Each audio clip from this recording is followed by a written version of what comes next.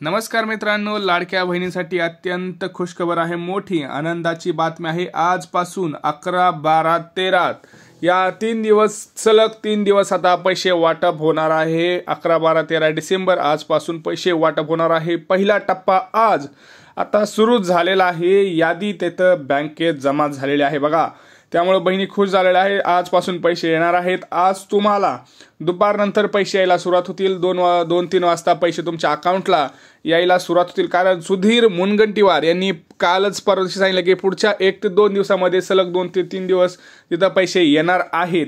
या बँकेत पैसे जमा होणार आहेत सुद्धा त्यांनी सांगितलेलं। 8 जिल्हे आणि कुठले आहे ते यादी आहे। पहिल्या टप्प्याटप्प्यानं पैसे येणार आहेत, त्यामुळे लाडक्या बहिणींना चिंता करायची गरज नाही। आता त्यांची प्रतीक्षा ही संपलेली आहे। आता 3 दिवस सलग वाटप सुरू राहणार आहे। आजपासून सुरुवात होणार आहे बघा। पहिला टप्पा आज असणार आहे। कोण असणार या टप्प्यात, कोणते जिल्हे असणार या टप्प्यात, पोस्टाच्या खात्यात पैसे येणार का, कोणत्या बँकेत येणार आहे, निकषांचं काय आहे, कोणते नियम लागू केलेले आहेत, आपण ते बघणार आहोत। लक्षात घ्या, व्हिडिओ अत्यंत महत्त्वाचा असणार आहे। व्हिडिओ कुठेही सोडून जाऊ नका। सगळ्यात महत्त्वाचा व्हिडिओ आहे बघा। योजनेचा भविष्यकालीन दृष्टिकोन। मुख्यमंत्री देवेंद्र फडणवीस यांनी योजनेचे भविष्य सुरक्षित करण्यासाठी योजना अंमलात आणताना अधिक पारदर्शकतेसाठी प्रक्रियेत सुधारणा केली जाणार असल्याचं सांगितलं आहे आणि महाराष्ट्रातील महिला सशक्तीकरणासाठी ही योजना खूपच महत्त्वपूर्ण ठरत आहे।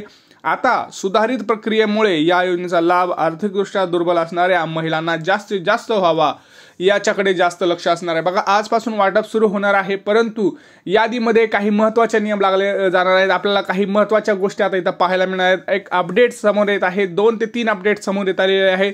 त्या अपडेट्स कोणत्या आहेत आपण बघणार आहोत। लाडक्या बहिणींसाठी अत्यंत महत्त्वाची बातमी आहे बघा। जास्तीत जास्त ज्या आर्थिकदृष्ट्या दुर्बल असणाऱ्या महिला आहेत त्यांना पहिल्यांदा पैसे येणार आहेत। ज्या श्रीमंत महिला आहेत त्यांना पैसे लवकर येणार नाहीत। लक्षात घ्या, अर्ज पडताळणी तर पुन्हा होणार नाहीये, सरसकट अर्ज पडताळणी होणार नाहीये, किंवा काही त्याच्यामध्ये प्रॉब्लेम्स असे आहेत की आपल्या सगळ्यांना माहिती आहे की भरपूर अशा श्रीमंत महिला सुद्धा या योजनेसाठी पात्र ठरल्या होत्या आणि त्या लाभ घेत आहेत। या निकषामध्ये बसत नाहीत, तरी सुद्धा प्रॉब्लेम तिथं काही क्रिएट झालेला नाहीये। परंतु त्यांचं असं म्हणणं आहे, ज्या पहिल्यांदा आर्थिकदृष्ट्या दुर्बल महिला आहेत बघा, अर्ज पडताळणीमध्ये त्यांनी लिस्ट काढलेली आहे। ज्या आर्थिकदृष्ट्या दुर्बल महिला आहेत, ज्यांचं निकषांमध्ये पहिल्यांदा ज्या स्त्रिया बसत आहेत, अशा महिलांना पहिल्या टप्प्यामध्ये पैसे येणार आहेत बघा। आता तुम्ही म्हणाल आर्थिकदृष्ट्या दुर्बल म्हणजे काय, तर बघा तुम्हाला मी आत्ता सांगतोय ज्या महत्त्वाच्या गोष्टी आहेत, कारण ह्या अपडेट्स आलेल्या आहेत आणि या अपडेट्सनुसार पैसे आज पहिली यादी तयार झालेली आहे, बँकेत जमा केलेली आहे। आज दुपारी 2 ते 3 वाजता तुमच्या अकाउंटला पैसे यायला सुरुवात होणार आहे। लक्षात घ्या, पहिल्या टप्प्यात फक्त त्याच महिला असतील ज्यांचं आर्थिक उत्पन्न हे 2.5 लाखांपेक्षा कमी असेल, ज्यांना घरात 4 चाकी नाही किंवा तुमच्या घरामध्ये कोणीही इन्कम टॅक्स भरत नाही, अशाच पहिल्या टप्प्यात अशाच महिलांना पैसे तिथे येणार आहे। त्यामुळं सगळ्यात महत्त्वाची बातमी आहे। मी काही महत्त्वाचे अपडेट्स तुम्हाला सांगणार आहे। लक्षात घ्या, तुम्हाला 2 ते 3 काम करायचे आहेत जे अपडेट्समध्ये आलेले आहेत। अपडेट्सनुसार तुम्हाला काय महत्त्वाचे कामं करायची आहेत लक्षात घ्या। आज 11 डिसेंबर पहिली जी यादी असणार त्याच्यामध्ये ज्या लाडक्या बहिणी असतील त्यांना तर पैसे येणारच। मग आता तुम्ही म्हणाल आर्थिकदृष्ट्या दुर्बल हे ते ठीक आहे, मग आमचं नाव असणार का नाही, तुमचंही नाव असणार आहे। लक्षात घ्या, टप्प्याटप्प्यानं पैसे तुमच्या अकाउंटला येणार आहेत।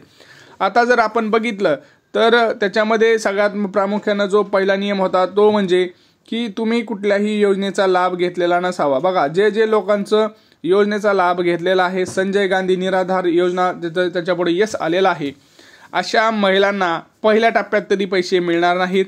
तुम्ही बघितलं होतं की लाडक्या बहीण योजनेमध्ये आदिती तटकरे मॅडम यांनी सुद्धा सांगितलं होतं की आम्ही सरसकट हे काही चेकिंग करणार नाही, पडताळणी करणार नाही।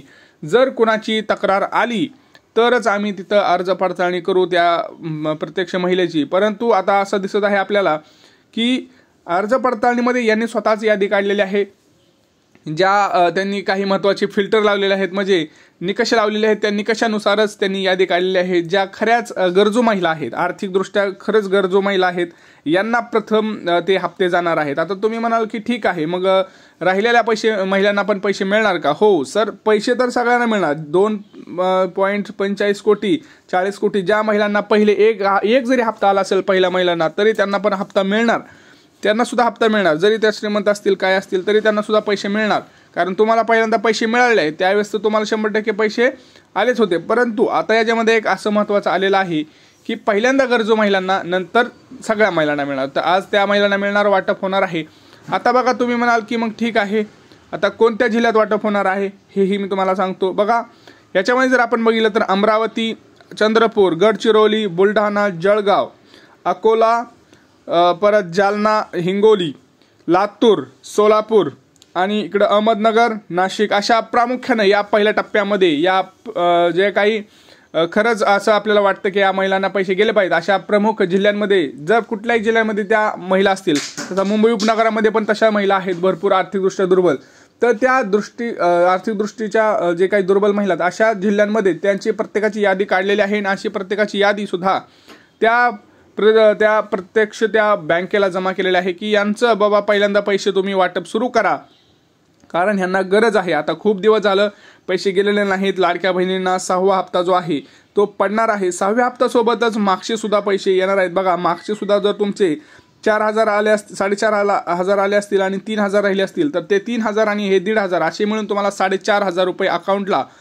पडणार आहेत. आता ते कुठं पडणार आहेत बघा, ज्यांचं पोस्टाचं खातं आहे त्यांचं पोस्टाचं खातं त्याच्यामध्ये पडणार आहेत.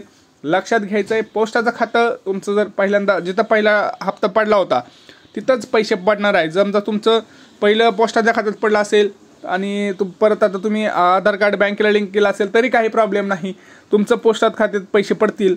परंतु लक्षात घ्या, तुमचं पहिल्या बँकेत पैसे पडलेले आहेत आणि बँकचं अकाउंट जर बंद असेल तर तुमचं पैसे कुठंच पडणार नाही. तुम्हाला ते अकाउंट चालू करून घ्यावं लागेल. आधार कार्ड लिंक आहे का नाही ते बघावं लागेल.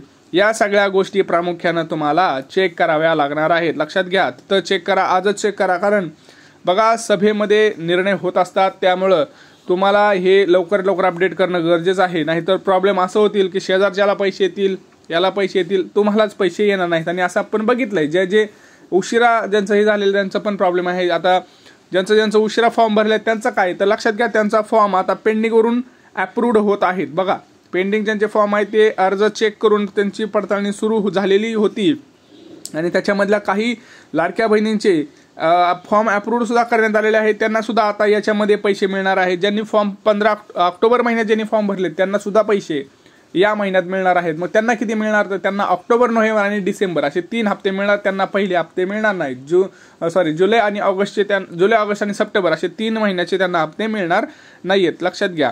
आता सगळ्यात महत्त्वाचं की बाबा कोणत्या बँकेत येणार आहे, तर लक्षात घ्या, जे कोटक बँक आहे, ICICI बँक आहे, ॲक्सिस बँक आहे, SBI बँक आहे, bank of India, bank of Maharashtra, bank of Baroda, yes bank अशा महत्त्वाच्या बँक आहेत, त्याच्या बँकमध्ये पैसे पडणार आहेत. आता तुम्हाला एक काम करायचं आहे, तुमची बँक कोणती आहे ती लिहायचं आहे, बँक आणि तुमचा जिल्हा हे कोणता आहे, तुम्ही आर्थिकदृष्ट्या दुर्बल आहात का हे तुम्हाला आपल्याला कमेंट सेक्शनमध्ये सांगायचं आहे. मग आम्ही तुम्हाला रिप्लायमध्ये सांगू की तुमचं आज त्याच्यामध्ये नाव असणार आहे का, तुमचा पहिल्या टप्प्यामध्ये तुम्हाला पैसे येतील का उद्या येतील का परवा येतील, हे आम्ही तुम्हाला कमेंट सेक्शनमध्ये नक्की कळवू.